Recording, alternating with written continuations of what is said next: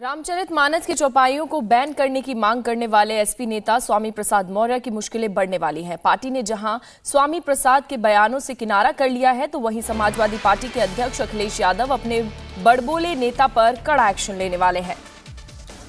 SP विधायक रविदास मेहरोत्रा ने कहा कि पार्टी चीफ के बयान पर नजर है और वो कार्रवाई करेंगे। आज इस मामले में SP chief Akhilesh Yadav press conference भी कर सकते हैं। वहीं हिंदू महासभा ने स्वामी प्रसाद मौर्य के खिलाफ लखनऊ में शिकायत दर्ज करके उनकी गिरफ्तारी की मांग की है।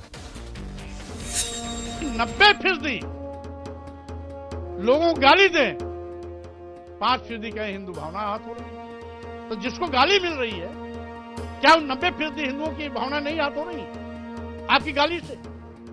इसलिए ऐसे अपमानजनक शब्दों को प्रतिबंधित कर देना चाहिए।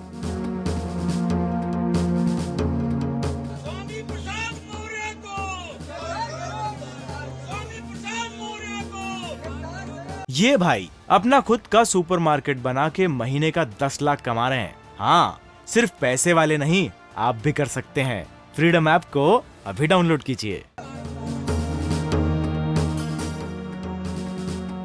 राष्ट्रीय अध्यक्ष जी के संज्ञान में ये पूरा मामला आ गया है।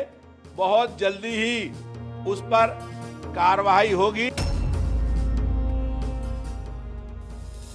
रामचरितमानस की चौपाइयों को बैन करने और तुलसीदास के बारे में अनाप शनाप बयानबाजी करने वाले समाजवादी पार्टी के नेता स्वामी प्रसाद मौर्य अपनी ही पार्टी में अलग थलग पड़ गए हैं। अखिलेश यादव की पार्टी को समझ में आ गया है कि स्वामी प्रसाद मौर्य के बयान ने कितना डैमेज कर दिया है, इसलिए एसपी के नेताओं ने उल्टा स्वामी की सियासत को ही बैन करने की मांग कर दी। जब तुलसीदास जी ने रामायण लिखी तो उस समय फार्मूला था नारी शूद्रो न धीयताम। स्त्रियों और शूद्रों को पढ़ने लिखने का अधिकार नहीं दिया गया। स्त्रियों को पढ़ने लिखने का अधिकार अंग्रेजी हुकूमत में मिला, शूद्रों को ही पढ़ने लिखने का अधिकार अंग्रेजी हुकूमत में मिला। तो उस समय तो इनको पढ़ने लिखने का अधिकार था ही नहीं, तो शिक्षा देने की बात कहां से आ गई? ऐसे अपमानजनक शब्दों को प्रतिबंधित कर देना चाहिए।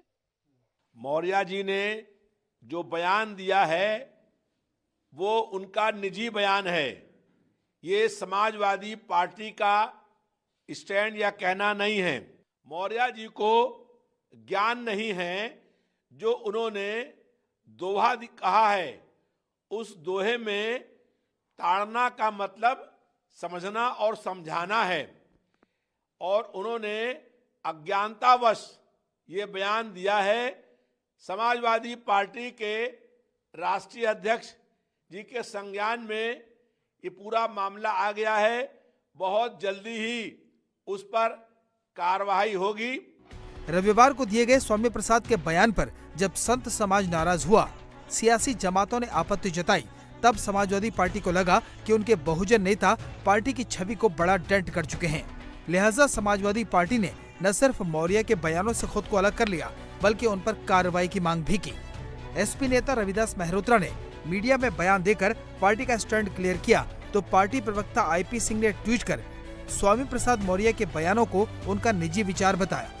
आईपी सिंह ने लिखा, हिंदू देवी देवताओं के बारे में स्वामी प्रसाद मौर्य जी ने बीजेपी में रहते हुए क्या क्या बुरा भला नहीं कहा, तब उन्हें बीजेपी में कैबिनेट मंत्री बनाया, आगे भी चुप नहीं हुए। सपा में आने के बाद जो कुछ उन्होंने कहा है वो उनके निजी विचार हैं। भगवान राम के अपमान और रामचरितमानस पर दिए गए विवादित बयान से समाजवादी पार्टी को जो नुकसान हुआ है, उसका अंदाजा पार्टी चीफ अखिलेश यादव को भी है, और सूत्र बताते हैं कि आज वो अपने बड़बोले नेता पर कड़ा एक्शन ले सकते हैं, क्योंकि स्वामी प्रसाद मौर्य के विवादित बोल के बाद से 2 दिनों के भीतर अखिलेश की पार्टी के कई विधायक भी नाराजगी जता चुके हैं, और बताया जा रहा है कि अखिलेश यादव स्वामी प्रसाद से बेहद नाराज हैं। समाजवादी पार्टी ने स्वामी प्रसाद मौर्य पर एक्शन लेने की बात कही, तो हिंदू महासभा के कार्यकर्ताओं ने एसपी नेता स्वामी प्रसाद के खिलाफ लखनऊ में केस दर्ज कर गिरफ्तार करने की मांग की। हिंदू महासभा ने गिरफ्तारी की मांग की, तो वीएचपी नेता सुरेंद्र जैन ने स्वामी प्रसाद के बयानों को हताशा करार दिया। ना इनका समाज माफ करेगा, ना देश माफ करेगा, ना हिंदू समाज माफ करेगा। हमारे माफ करने का तो प्रश्न ही नहीं है। हम इनको सड़क से लेकर अदालत तक सब तरह घसीटेंगे। उनको यह स्मरण रखना चाहिए कि रामद्रोह की राजनीति इस देश में कभी नहीं चली। रामद्रोह की राजनीति मुलायम सिंह ने खेली थी। इतने गर्त में चले गए कि दोबारा से उठ नहीं पाए। और मैं चुनौती देता हूं इस तरह के सब लोगों को, किसी भी मंच पर आए, रामचरितमानस की उन सब चौपाइयों पर चर्चा करें।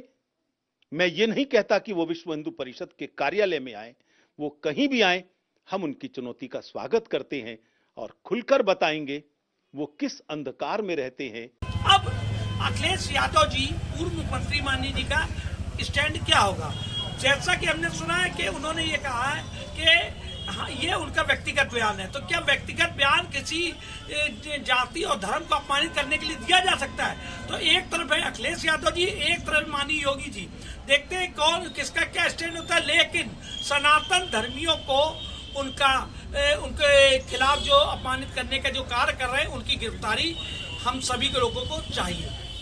स्वामी प्रसाद के विवादित बोल पर सियासत भी खूब हुई। समाजवादी पार्टी के पुराने सहयोगियों ने भी अखिलेश यादव से एक्शन की मांग करते हुए स्वामी की सियासत पर सवाल खड़े किए।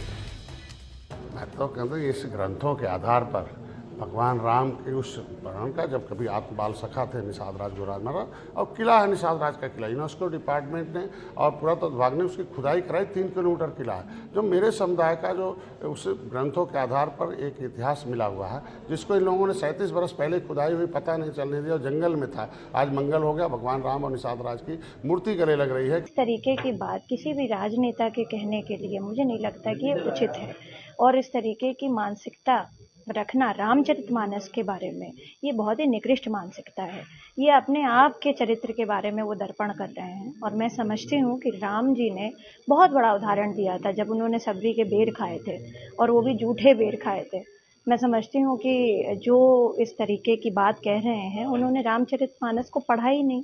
4 बार सत्ता में रहने के बाद ये बात याद नहीं आई। ये भाई अपना खुद का सुपरमार्केट बना के महीने का 10 लाख कमा रहे हैं। हाँ, सिर्फ पैसे वाले नहीं, आप भी कर सकते हैं। फ्रीडम ऐप को अभी डाउनलोड कीजिए। कि हम उस चौपाई, उस दोहे को वहां से निकलवा दें जब पावर हाथ में था। सत्ता बेदखल हुए और सत्ता के लोलुप्त फिर भगवान राम की शरण में चले गए, और भगवान राम की शरण में जाकर 5 साल फिर मलाई काटे, और मलाई काटने के बाद अब जब सत्ता से बेदखल हुए हैं, तब उनको रामचरितमानस की चौपाई याद आ रही है। क्या ऐसे बयान देने वाले को समाजवादी पार्टी निष्कासित करेगी? चाहे वो मौर्य जी हो, चाहे वो बिहार के शिक्षा मंत्री हो, इन तमाम चीजों से बचना चाहिए। और विषय और आस्था एक सबसे बड़ा सवाल है। तो आस्था सबका भगवान में है, भगवान के उस तमाम जो बताए गए रास्ते उन पर है, चाहे वो रामचरितमानस हो, रामायण हो या महाभारत हो, वेद हो, पुराण हो। इंडिया टीवी हर वक्त हर जगह डाउनलोड करने के लिए सर्च करें India TV news Google play store या ऐप स्टोर पर।